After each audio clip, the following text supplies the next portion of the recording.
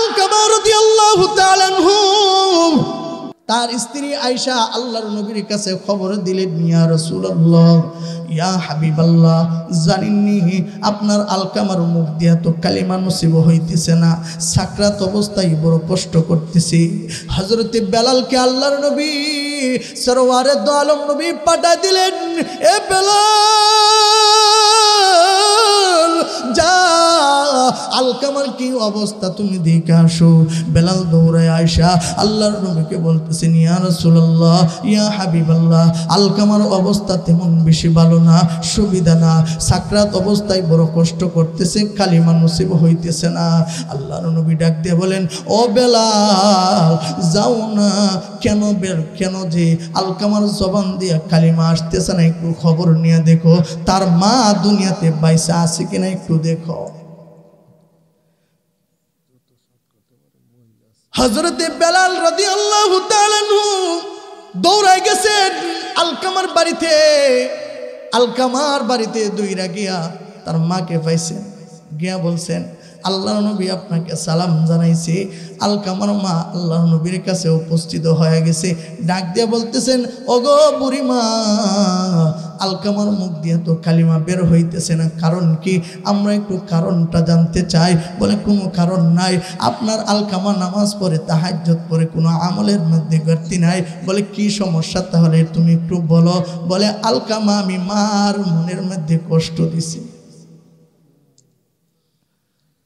বলে, তুমি তোমার সন্তানটাকে মাফ করে দাও। আলকামার মা বলে, না না না, আমি আলকামারে মাফ করব না। আল্লাহ বলেন, তাহলে তোমার, আল্লাহর নবী বলেন, তাহলে তো তোমার আলকামা জাহান্নামে জ্বলবে। বলে, জ্বলক, কেমন কষ্ট দিছে। এ যুবক ভাই, তোমার এই হাত দুইটার মধ্যে মা কি চুমু দেয় নাই? ছোটবেলা থাকতে তোমারে খেলা করছে, দুলনার মধ্যে খেলা দেখাইছে আর চুমু খাইছে, হাতের মধ্যে চুমু খাইছে, পায়ের মধ্যে চুমু খাইছে, গালের মধ্যে চুমু খাইছে, তোমার টুডের মধ্যে চুমু খাইছে। কথা কোন ঠিক কিনা? এই জবান দিয়া মাকে কেমনে কষ্ট দাও, এই জবান দিয়া মাকে কেমনে গালি দাও, এই হাত দিয়া অনেক নাফরমান আছে মা বাবার শরীরের মধ্যে আঘাত করে। কথা কোন ঠিক কিনা? এমন নাফরমান আছে মারে কষ্ট দেয়। আলকামার মা বলতেছে, না না, আমি তারে মাফ করব না। আল্লাহর নবী ডাক দিয়ে বলেন, ওরে বেলাল, দেরি কইরো না, তাড়াতাড়ি লাকড়ির ব্যবস্থা করো, লাকড়ির ব্যবস্থা করো। আগুন ধরাইছে, বলে আলকামারে আগুনের মধ্যে ফালাইয়া দেয়। আগুনের মধ্যে ফালাইয়া দাও। মা, মার সামনে সন্তানের আগুনের ভিতরে ফুরাই দিবি। মা গিয়া সামনে, আল্লাহর নবীর সামনে গিয়া এইভাবে ধরছে, ইয়া রাসূলুল্লাহ, আপনি এটা কি করতেছেন? আমার সন্তানটাকে আমি 10 মাস গর্ভে ধারণ করছি। ইয়া রাসূলুল্লাহ, জানেননি আমি আমার সন্তানের জন্য কত রাত আমি ঘুমাই নাই।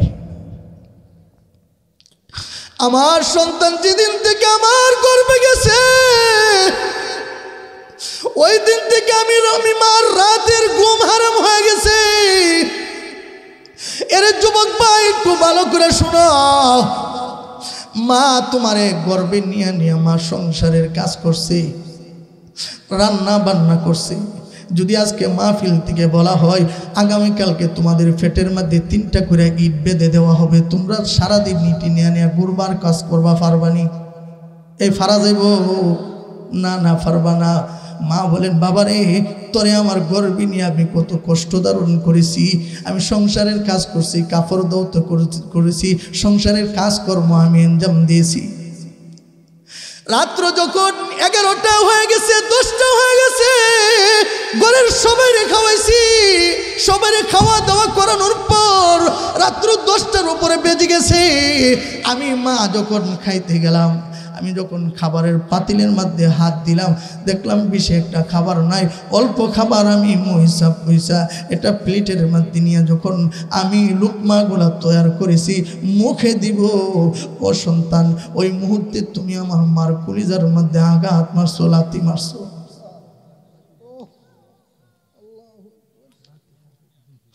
মা খানার জায়গায় খানা ফেলে দিয়েছি। লুকমার মুখে দেয় না,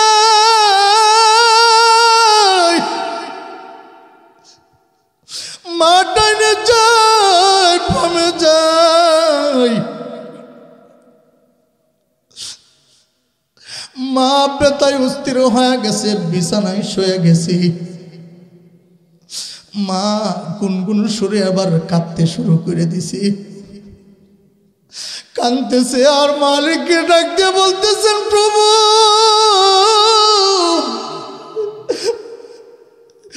যত কষ্ট আছে তুমি আমাকে কষ্ট দাও।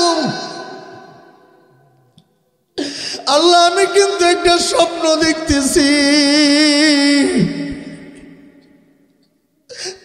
আমার গর্ভের সন্তান দুনিয়ার মধ্যে বুকে আসবে, আমি মাকে আম্মু আম্মু বলে ডাকবে, আমি আমার সন্তানের ছোট ছোট লুকমা মুখে দিয়া খাওয়াইয়া দিব।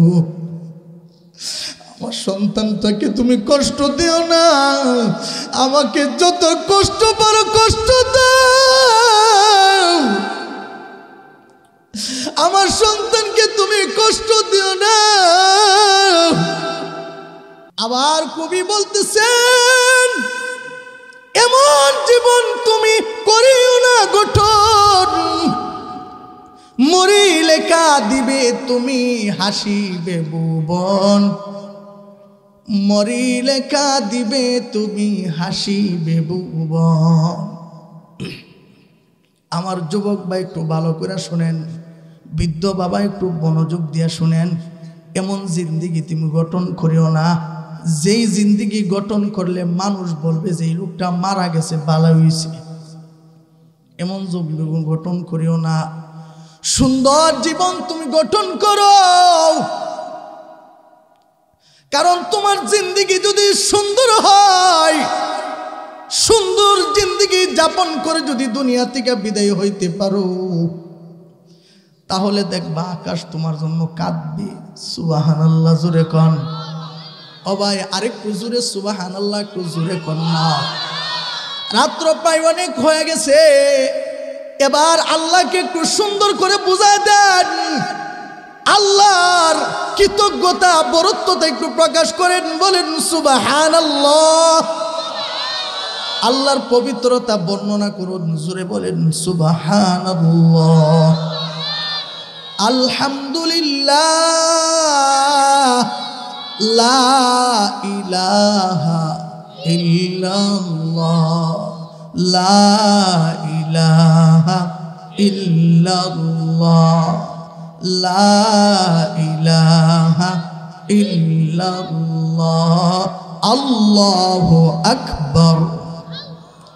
আর জোরে বলেন আল্লাহু আকবার। এরে বাবা, আল্লাহকে বড় বানাইতে কি কষ্ট হয়? আরো জোরে কন। এই জবানটা দিয়া না কত মানুষের ডাইকা ডাইকা খুশি করছ। এবার আল্লাহরে রাত 12টার দিকে ভাইজা গেছে, আল্লাহরে একটু ডাক দিয়া খুশি করো, আল্লাহ। আর মোহাব্বতে ডাক দেন আল্লাহ, আল্লাহু আকবার। আমার ভাই, আল্লাহু আকবারের দুনির ভিতরে এমন পাওয়ার, এমন পাওয়ার আর এমন শক্তি, কেউ যদি আসলে আল্লাহকে বিপদে ফিরা আল্লাহু আকবার বলে, বলতে দেরি হবে, আল্লাহর পক্ষ থেকে সাহায্য আসতে দেরি হবে না। আল্লাহু আকবারের দুনির ভিতরে এটাতে এমন পাওয়ার আল্লাহ দিয়ে দিছে। শাহজালাল শাহপুরান যখন আল্লাহু আকবারের ধ্বনি দিছে, তো এই ধ্বনির ধ্বনিতে, আল্লাহু আকবারের ধ্বনিতে গর গোবিন্দর অট্টালিকাগুলো ভেঙে চুরমার হয়ে গেছে। কথা কোন ঠিক কিনা? এখন আল্লাহু আকবারের ধ্বনি তো আকাশে যায় না, আকাশের মধ্যে আল্লাহু আকবারের ধ্বনি এটা পৌঁছে না। তুমি এই জবান দিয়ে আল্লাহকে ডাক দিলে আল্লাহ সন্তুষ্ট হয় না, খুশি হয় না। কারণ আছে, কারণ আছে। কারণ ইহুদি আর নাসারারা, খ্রিস্টানরা, ইহুদিরা আমাদেরকে ষড়যন্ত্র করতে করতে করতে করতে তাদের একটাই চিন্তা, মুসলমান দুনিয়া থেকে উৎখাত করে দাও। কথা কোন ঠিক কিনা? মুসলমানদেরকে কিভাবে দুনিয়া থেকে উৎখাত করা যায়, মুসলমানদেরকে দুনিয়া থেকে কিভাবে বিদায় করা যায়, তাদের এই একটার পর একটা তাদের মিশন চালিয়েছে। কথা কোন ঠিক কিনা? তারা দেখে, তারা তো মিয়া আল্লাহু আকবারের দুনিটাকে অনেক ভয় পায়। কারণ আল্লাহু আকবারের দুনি দিলে ইহুদি আর নাসারাদের ভিতরে ভূমিকম্প সৃষ্টি হয়ে যায়। কথা কোন ঠিক কিনা? ভূমিকম্প সৃষ্টি হয়ে যায়। এই জন্য মুসলমানের এই জবানটাকে বড় ভয় পায়। তাদের এক নম্বর মিশন ছিল নমরুদের মিশন। নমরুদ যেইভাবে মিশন চালু করেছিল, ইব্রাহিম পয়গম্বরকে আগুনে ফালাইতে পারে না। শয়তানে বুদ্ধি দিছে, সহজে ফালাইতে পারবা, চক্রই ঘুরতে ঘুরতে আগুনের ভিতরে পড়বে। একটা সিস্টেম যদি চালু করো। বলে কি সিস্টেম? বলে চালু সিস্টেম হইল, এখন তো পয়গম্বরের সাথে আকাশ থেকে কোটি কোটি লক্ষ লক্ষ ফেরেশতারা আয়েশা তার সঙ্গে একসাথে হয়েছে। একটা সিস্টেম চালু করলে ফেরেশতা থাকবে না। বেগানা মহিলা দিয়ে যদি এখানে নাচ গান করাইতে পারো, তাদেরকে নাচাইতে পারো, ঢোল বাজনা দিয়ে নাচাইতে পারো, ফেরেশতা থাকবে না। পয়গম্বরের সাথে ফেরেশতা থাকবে না। অটোমেটিকলি ইব্রাহিম পয়গম্বর আগুনে পড়ে যাবে। কথা কোন ঠিক কিনা? এই মিশন তারা আগের থেকে পরিকল্পনা করে তারা হাতে নিয়েছে। এখন থেকে সাধারণ মুসলমানদেরকে, দুনিয়ার মুসলমানদেরকেও, আখিরি জামানার উম্মতদেরকেও, নবীর উম্মতদেরকেও তাদেরকে শাসানো যায় না, তাদেরকে ভাসানো যায় না। তো কিভাবে তারা এই পথ অবলম্বন করছে, কিভাবে তাদেরকে ধ্বংস করা যায়। এবার সিস্টেম বাইল করছে যে বেগানা মহিলা তাদেরকে কিভাবে তাদের কাছে পৌঁছানো যায়, এই সিস্টেম তারা চালু করেছে। কথা কোন ঠিক কিনা? সিস্টেম কি? প্রথম তাদের মিশন হইল যে টিভি ঘরে ঘরে কিভাবে ঢুকানো যায়।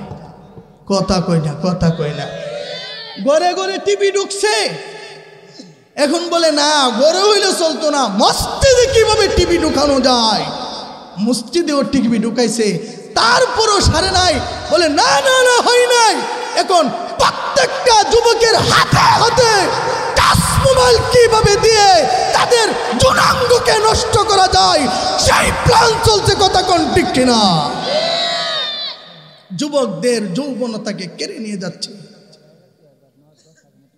কারণ বেগানা মহিলাদেরকে দেখে তো এই চক্ষু দেখা আর জবান দিয়া নাফাক ঢুকাইতে এই জবান দিয়া আল্লাহকে ডাক দিলে আল্লাহ শুনবে না তো। কথা কোন ঠিক কিনা? আমার ভাই, এই জন্য নারে তাকবীরের আওয়াজ যত উচ্চ হবে, দুনিয়াতে যত নাস্তিক আর মুরতাদেরা আছে তাড়াতাড়ি তারা ধরে বয়ে দুনিয়া থেকে পালাইতে চেষ্টা করবে। আল্লাহু আকবার বলেন, আল্লাহু আকবার। মুহতারাম হাজিরিন, আমি বলতেছিলাম আল্লাহর নবী সরওয়ারে দু আলম নবী বলতেছেন, কবর এমন একটা ঘর, বলে ও মানুষ, তুমি যদি সুন্দরভাবে চলো, তোমার জিন্দেগিটাকে যদি তুমি সুন্দরভাবে পরিচালনা করতে পারো, আকাশ তোমার জন্য কাঁদবে। সুবহানাল্লাহ জোরে কোন। জমিন তোমার জন্য কাঁদবে, গাছ গাছালি তোমার জন্য কাঁদবে। দেখেন না আমাদের আকাবিররা আহমদ শফি রহমাতুল্লাহ আলাই দুনিয়া থেকে বিদায় হয়েছে, দুনিয়াটা এমন একটা অবস্থা হয়েছে, বোঝা যায় আকাশ থেকে চোখের পানি জোর জোর করে পড়ছে। গাছ তোমার জন্য কাঁদবে, জমিন তোমার জন্য কাঁদবে। এরা ভাই নবী বলেন তোমার জন্য কবরও খুশি হয়ে যাবে। সুবহানাল্লাহ জোরে কোন। বলেন কোন নেককার ব্যক্তি যখন কবরের ভিতরে আসে, তখন কবর তারে সালাম সালাম দিতে থাকে আর বলতে থাকে, রে আল্লাহর পেয়ারা বান্দা, তুমি দুনিয়ার বুকে যতদিন ছিলে দুনিয়ার মধ্যে যত মানুষ ছিল সব মানুষ থেকে তুমি আমার কাছে বড় প্রিয় ছিলে রে। তুমি যখন আমার মধ্যে আসছো, আমি এমন একটা কবর, দরজা নাই, জানালা নাই, বিছানা নাই, কোনো কিছু নাই। তুমি যখন আমার কাছে আসছো, আমি জানি তুমি দুনিয়াতে সুন্দর জীবন পরিচালনা করছো। যেহেতু আসছো, এখন আমার সুন্দর ব্যবহার তুমি দেখতে পারবা।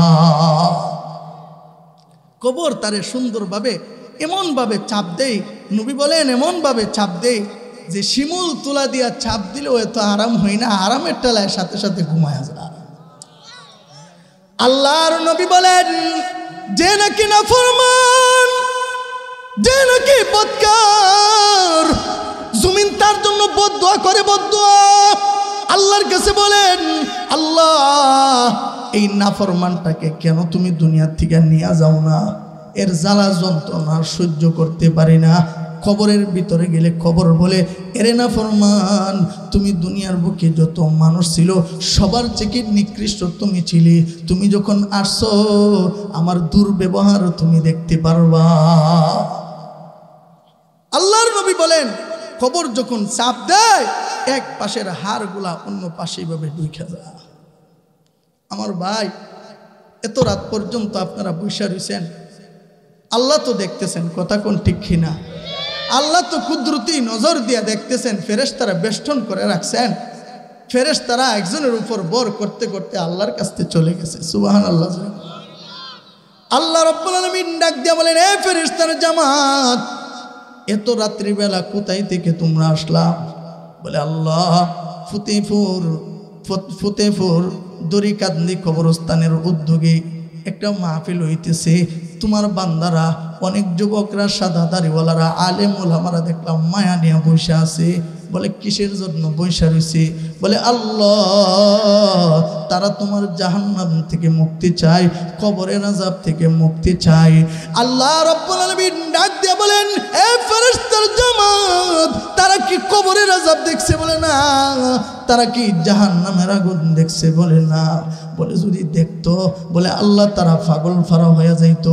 বলে, তারা আমার কাছে কি চাই? বলে, আল্লাহ এত রাত পর্যন্ত তোমার কাছে টাকা চাই না, পয়সা চাই না, জমি চাই না, শুধু তোমার সুন্দর নিয়ামত জান্নাত চাই।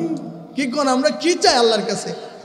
আল্লাহর কাছে আমরা জান্নাত পাও না, আল্লাহ আমাদেরকে দেও না, কথা কোন ঠিক কিনা? আল্লাহ বলেন, ও ফেরেশতার জামাত, আমি যা জানি তোমরা তা জানো না। যেহেতু তোমরা বলেছিলে না না আল্লাহ আদমকে বানায় না, তারা আপনার নাফরমানি করবে, আপনার কথা মানবে না। ও ফেরেশতারা, তোমাদের জবান দিয়া, তোমাদের মুখ দিয়ে যেহেতু আমার বান্দার প্রশংসা বাইর হইছে, এই ফেরেশতার জামাত তোমরা সাক্ষী থাকো, আমি আল্লাহ ঘোষণা করছি যেই বান্দাগুলা জাহান্নামের বয়ে মজমায় বসে রয়েছে, কবরের বয়ে মজমায় বসে রয়েছে, ফেরেশতারা আমি আল্লাহ তোমাদেরকে সাক্ষী রেখে ঘোষণা করলাম, আমি সবাইকে মাফের ঘোষণা করে দিয়া তাদেরকে জান্নাতের মেহমান বানায়া দিলাম। মুহতারাম হাজিরিন, আমি আপনাদের সামনে কালামে হাকিম থেকে আয়াত তেলাওয়াত করেছি। আল্লাহ রাব্বুল আলামিন আমার তেলাওয়াতকৃত আয়াতে দুইটা নির্দেশ দিয়েছেন। কয়টা? আরো জোরে কোন কয়টা? এক নাম্বার হলো কাদা রাব্বুকা আল্লা তা'বুদু ইল্লা ইয়্যা। আল্লাহ বলেন, বান্দা আমি তোমাদেরকে বড় মায়া কইরা, বড় মোহব্বত কইরা বানাইছি। ও বান্দা, তুমি আমি আল্লাহর ইবাদত করো। আল্লাহ বলেন, তোমাকে আমি ইবাদতের জন্য বানাইছি।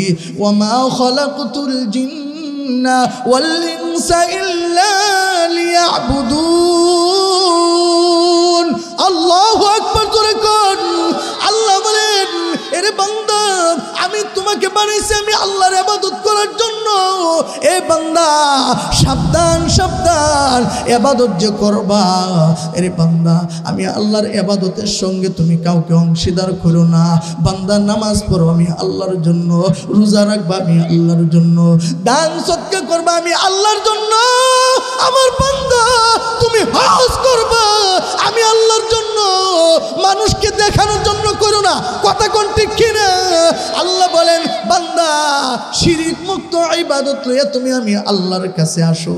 আমল যদি অল্প হয়, অল্প আমলের বিনিময়ে আমি আল্লাহ তোমাকে মাফ করে দিয়া জান্নাতের মেহমান বানাইয়া দিব।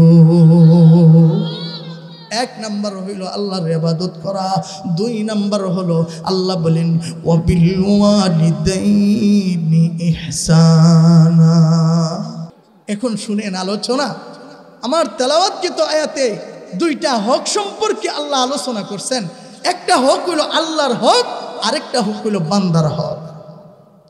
এখন বান্দাদের হকের আলোচনা করতে গেলে দীর্ঘ সময় চলে যাবে, আপনারা তো থাকতেন না, থাকবেন। তবে বান্দাদের হকের মধ্যে শ্রেষ্ঠতম হক কারা পাওনাদার বলবো? বান্দাদের মধ্যে শ্রেষ্ঠতম হকদার কে কে? বান্দাদের মধ্যে সবচেয়ে হক বেশি পাওনা হলো দুইটা মানুষ, যাদেরকে আল্লাহ তাআলা দুনিয়ার বুকে সন্তানের জন্য ছায়া বানায় দিয়েছে। সুবহানাল্লাহ, জোরে কোন। একজন হলো মা, আরেকজন হলো বাবা। ওরে ভাই, মা শব্দটার মধ্যে কত মায়া লুকায়িত আছে, কথা কোন ঠিক কিনা? অনেকে আছে আজকে 1 বছর দুইরা 2 বছর দুইরা 3 বছর যাবত আম্মুকে আম্মু বলে ডাক দিতে পারো না, আব্বুকে আব্বু বলে ডাক দিতে পারো না।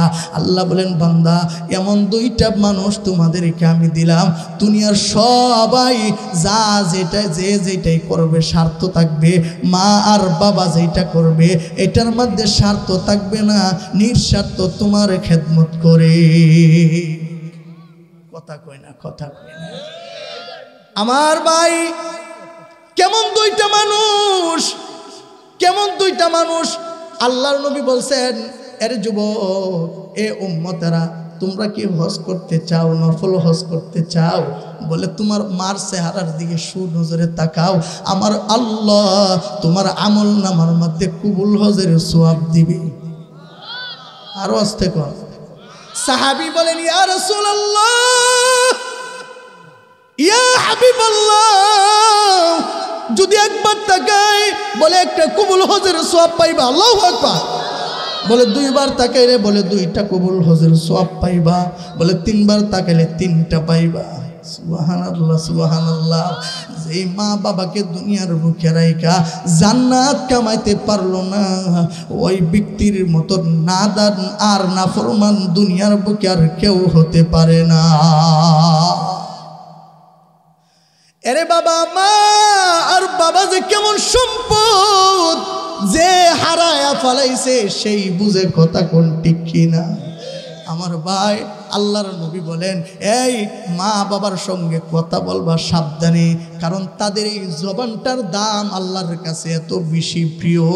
যদি পিস্তল দিয়া গুলি করে এই গুলিটা মিট যাওয়ার সম্ভাবনা থাকে, মা যদি তোর জন্য সুদোয়া করে, ডাক্তার হওয়ার জন্য যদি দোয়া করে, তোকে আল্লাহ ডাক্তার বানাবে। আল্লাহর উলি হওয়ার জন্য যদি দোয়া করে, আল্লাহর উলি বানাবে। তোর জন্য যদি বলে মুসা পয়গম্বরের বন্ধু বানায় দাও, এইটাও কবুল করবে। যদি বাইজিদ বুস্তামি বানায় দাও, এইটাও কবুল করবে।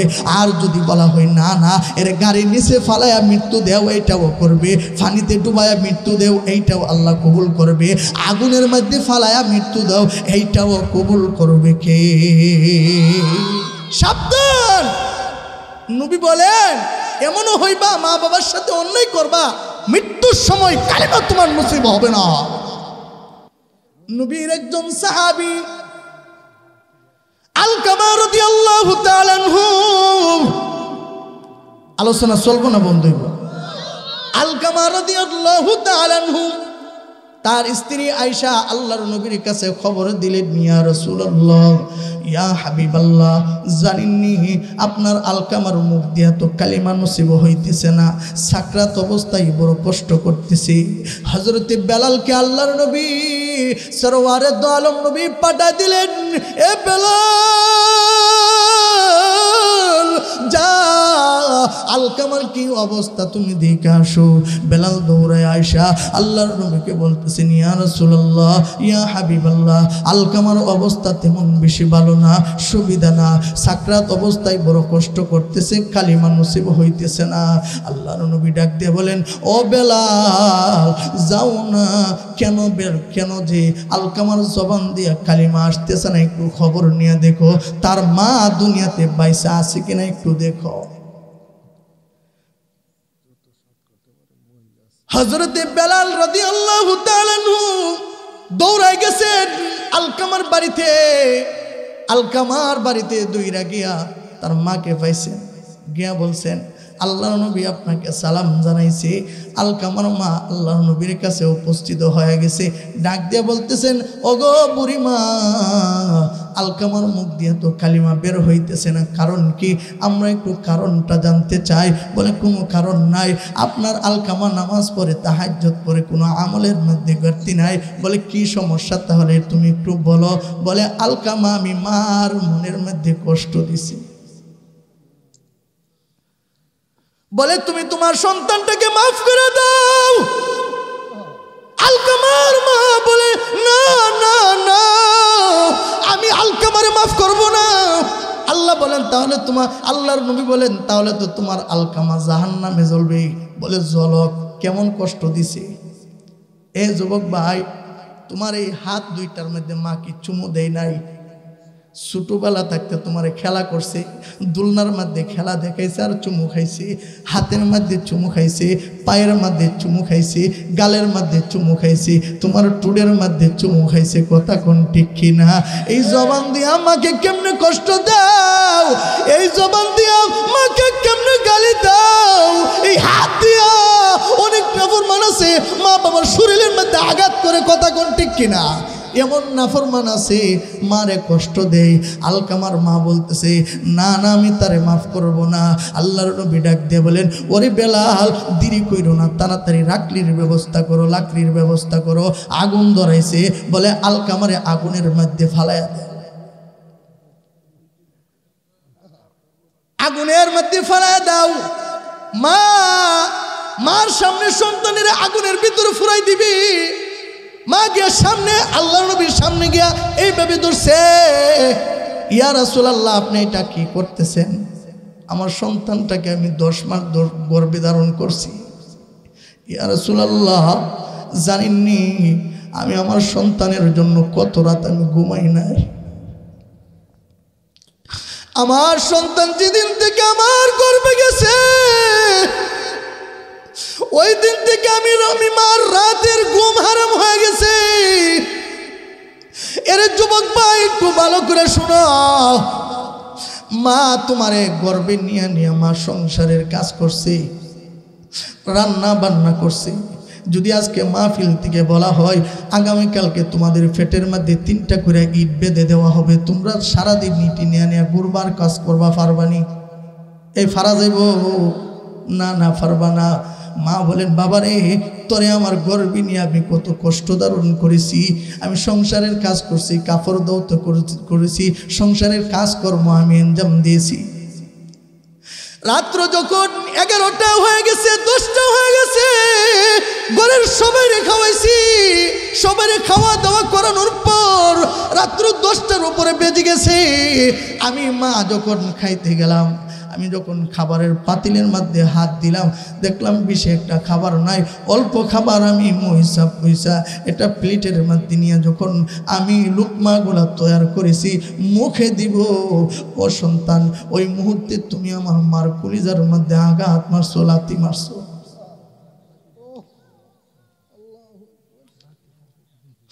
মা খানার জায়গায় খানা ফেলে দিয়েছি, লুকমার মুখে দেয় না।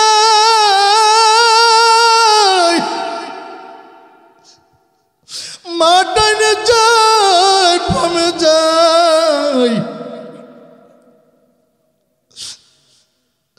মা বেতায় অস্থির হয়ে গেছে, বিছানায় শুয়ে গেছি। মা গুনগুন সুরে আবার কাঁদতে শুরু করে দিছি। কাঁদতেছে আর মালিককে ডাক দিয়ে বলতেছেন, প্রভু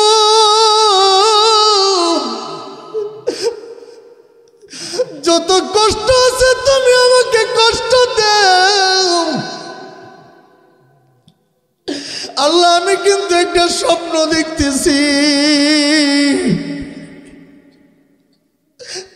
আমার গর্ভের সন্তান দুনিয়ার মধ্যে বুকে আসবে, আমি মাকে আম্মু আম্মু বলে ডাকবে, আমি আমার সন্তানের ছোট ছোট লুকমা মুখে দিয়া খাওয়াইয়া দিব। আমার সন্তানটাকে তুমি কষ্ট দিও না, আমাকে যত কষ্ট পারো কষ্ট দাও, আমার সন্তানকে তুমি কষ্ট দিও না। দিন যাইতেছে, মাস যাইতেছে, সন্তান যখন দুনিয়াতে আসার সময় হয়ে গেছে, মা জমিনে গড়াগড়ি করে কান্না করতেছে। এলাকার মহিলারা আয়সা দেখে তার সন্তান দুনিয়াতে আসার সময় হয়ে গেছে। এলাকার মহিলারা বলতেছে, না না না, তার সন্তান নরমালে ডেলিভারি হবে না, বলে তাকে হসপিটাল নিয়ে যাও, তাকে সিজার করে তার সন্তানটাকে দুনিয়াতে আনতে হবে।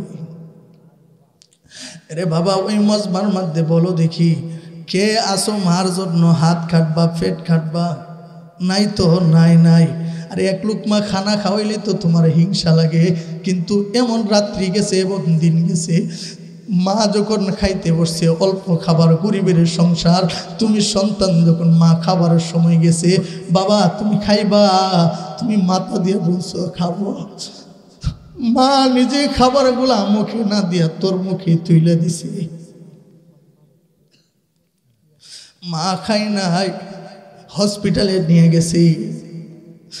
ডক্টররা বলতেছেন, এই রুগীর অভিভাবকরা কোথায়, ফরমের মধ্যে স্বাক্ষর করো, তোমাদের রোগীর অবস্থা তেমন বেশি ভালো হয় না, যদি তোমাদের সন্তানকে হয়তো বাঁচাইতে পারবো, নাইলে রোগীকে মেরে দিতে হবে, যে কোনো একজনকে বাঁচানো যাবে। অভিভাবকরা বলতেছেন, ও ডক্টর ঠিক আছে, বাচ্চা মারা গেলে আবার বাচ্চা হবে না, এই জন্য বাচ্চা দুনিয়াতে না আসুক, আমার মেয়েটাকে তোমরা বাঁচাইয়া দেও। এই কথাটা যেন মার কানের মধ্যে চলে গেছে।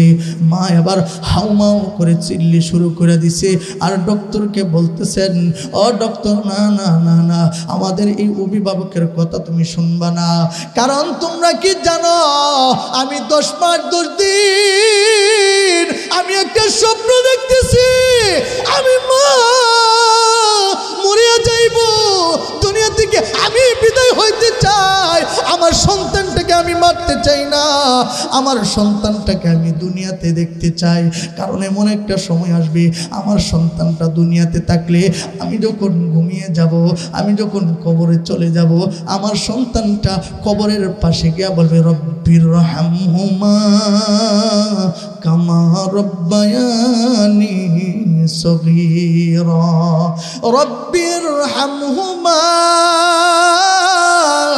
কামা রব্বায়ানি সগীরা।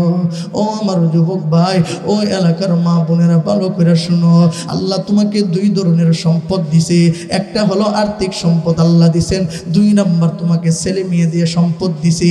আরে ওই মাও তো ধন্য, ওই মার ভাগ্য কত ভালো যে নাকি তার সন্তানটাকে মাদ্রাসায় দিছে, যে সন্তানটা, যে মেয়েটাকে মাদ্রাসায় পড়াইতেছে, আলেম বানাইতেছে, হাফেজ বানাইতেছে, মা কবরে ঘুমায় গেছে, মা কবরে ঘুমায় গেছে, ছেলেটা মাদ্রাসার মধ্যে রাত্রে 3টা বাজে ওইটা, 4টা বাজে ওইটা আল্লাহর কদমে ফিরে গেছে। আল্লাহর কদমে ফিরা আল্লাহকে বলতেছে, আল্লাহ যেই মার কারণে দুনিয়া দেখলাম,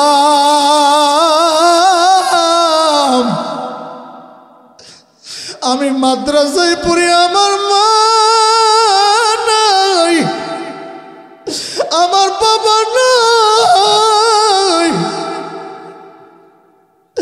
এরে আল্লাহ আমার মারে তুমি কবরে আযাব দিও না, আমার মা দুনিয়াতে আমাকে আনতে গিয়ে আমার মা দুনিয়া থেকে বিদায় হয়ে গেছে। আল্লাহ ফেরেশতাদেরকে ডাক দেয়া বলেন, ওরে জাহান্নামের ফেরেশতারা, কই লইয়া যাও, এই সন্তানের মারে তোমরা জাহান্নামে নিও না, বাবারে জাহান্নামে নিও না। দেখো না জমিনের মধ্যে আমি আল্লাহর কদমে ফুইরা রইছি। আল্লাহু আকবার, যখন আল্লাহু আকবার। এই যে দেখো না সন্তান আমি মালিকের কদমে ফুইরা রইছে, কুরআন তেলাওয়াত করতেছে, চোখ দিয়ে টপ টপ টপ টপ করে পানি ফালাইতেছে। এরে বাবা, মা হারা সন্তানেরা একটু মার জন্য দোয়া করো, চোখের পানির একটু ফালাও, একটু আম্মু বলে ডাক দাও, আম্মু, আব্বু বলে ডাক দাও, আব্বু। আল্লাহকে ডাক দাও, আল্লাহ আমাদের আম্মা আব্বারে মাফ করে দাও। সবাই বলেন আমাদের আম্মা আব্বারে মাফ করে দাও। আল্লাহ ওই কবর বাসের ওই কবরে কত রূহ আমাদের দিকে ইতিম হয়ে তাকাই রয়েছে। আল্লাহ আল্লাহ জানি না কার মা ইতিম হয়া, কার বাবা ইতিম হয়ে আমাদের দিকে তাকাই রয়েছে।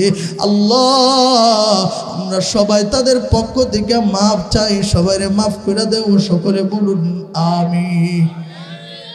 আমার ভাই বলতেছিলাম, মা যদি দোয়া করে, মা যদি তোমার জন্য দোয়া করে তুমি পুলিশের অফিসার হইতে পারবা।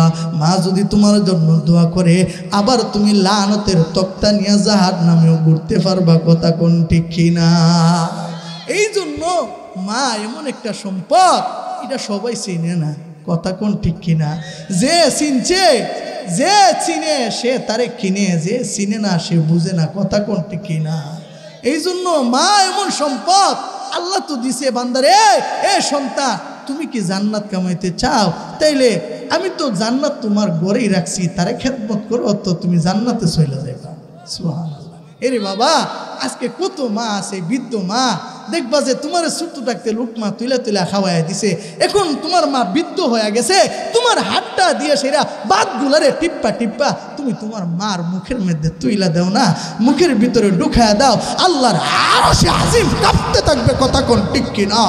আল্লাহ বলবে দেখছো, আর মা বলবেন আল্লাহ আমার এই সন্তানটা আমি তার এত আদর করছি, এত মায়া করছি, আমি আজকে ছোট হয়ে গেছি, আমার সন্তানটা বড় হয়ে গেছে। আল্লাহ দেখো না আমার মুখের মধ্যে ছোট ছোট লোকমা দিতেছে, আমার সন্তানটাতে তুমি মাফ করে দাও, আমার সন্তানটাকে তুমি ডক্টর বানায়া দাও, আমার সন্তানটার রোগকে তুমি শেফা করে দাও। আল্লাহ আমার সন্তানটাকে মুসা পয়গম্বরের দুস্থ বানায়া দাও। সুবহানাল্লাহ। মুহতারাম হাজিরিন, সময় অনেক হয়ে গেছে গা। এই মুসা পয়গম্বর মার দোয়ায়, মুসা পয়গম্বরের একজন বন্ধু হয়েছে, একজন কসাই ব্যক্তি। ওই দিকে আলোচনাটা আর যাব না, যেহেতু কবরস্থান মুরব্বীরা আমার কাছে ফোন দিছে। আসলে কালেকশনও দিল, স্যার কালেকশন দরকার হয়, কারণ আমাদের দিলটা তো এটা শক্ত হয়ে গেছে। কথা কোন ঠিক কিনা? এই যে কবরের পাশে যে আসছি, এরপর দিল নরম হয় না। মানুষ হলে উঠটা উঠটা যাইতো গাছায়, কেলিগা উঠটা যাইতো গাছায়। কোন তো দেখি এই যে এই অবস্থায় আমি যদি মারা যাই, আমার মন সাক্ষী দেয় আল্লাহ আমার জাহান্নামও দিত না, জান্নাতও দিব। আমি এখন মুসাফির অবস্থায় আছি, আর এই মাহফিলটাকে বলা হয়েছে এটা হলো নেক পরিবেশ। আর এমন একটা পরিবেশ যে ফেরেশতারা আইসা মাহফিলের চতুর্দিক দিয়ে এই মাহফিলটাকে বেষ্টন করে রাখছে। আরে মিয়া, এই মাহফিলের ভিতরে সবাই তো আসতে পারে না। আল্লাহ যাদেরকে পছন্দ করে রহমতের দূরি দিয়া ফেসাইয়া তাদেরকে মাহফিলের ভিতরে বসায়া রাখে, রাত 1টা বাজক আর 2টা বাজক। কথা কোন ঠিক কিনা? এই জন্য আলহামদুলিল্লাহ, সবাই আলহামদুলিল্লাহ কন, আর জোরে আলহামদুলিল্লাহ কন, আর জোরে আলহামদুলিল্লাহ। আল্লাহ যে আমাদেরকে এত রাত পর্যন্ত বসায় রাখছেন, এরপর আল্লাহ তাআলা শুকরিয়া আদায় করা। আল্লাহ আমার ইচ্ছা করলে তো আপনি উঠাই নিতে পারতেন অন্যরার মতো, আমার বসায় রাখছেন। আল্লাহ তাআলা আমাদেরকে তৌফিক দান করে, সকলে বলে আমিন। নেক মজলিসগুলোকে কদর করার তৌফিক দান করে। যেহেতু সময় সংক্ষিপ্ত, আলোচনাও সংক্ষিপ্ত, শীতের সময়, এই জন্য আমি দোয়া করি আল্লাহ তাআলা কবরবাসীর প্রত্যেকটা কবরকে আল্লাহ মাফ করে দেয়। সকলে বলে আমিন। মাহফিলের এই ইনজাম যারা করছে অনেক ভালো লাগছে, আলহামদুলিল্লাহ। এই উদ্যোগ আল্লাহ তাদেরকে দিয়ে নেওয়াইছেন। এই যে অনেক মুরব্বীরা এখানে আছেন, তারা উদ্যোগ নিয়ে করছে। আল্লাহ মাহফিলকে কবুল করে, মাহফিল কর্তৃপক্ষকে কবুল করে, মা বোনের আলোচনা শুনতেছে তাদেরকেও মাফ করে দেন। আল্লাহ তাআলা এলাকার মধ্যে রহমত আর বরকত দান করে। সকলে বলে আমিন। ওয়া আখিরু দাওয়ানা আনিল হামদুলিল্লাহি রাব্বিল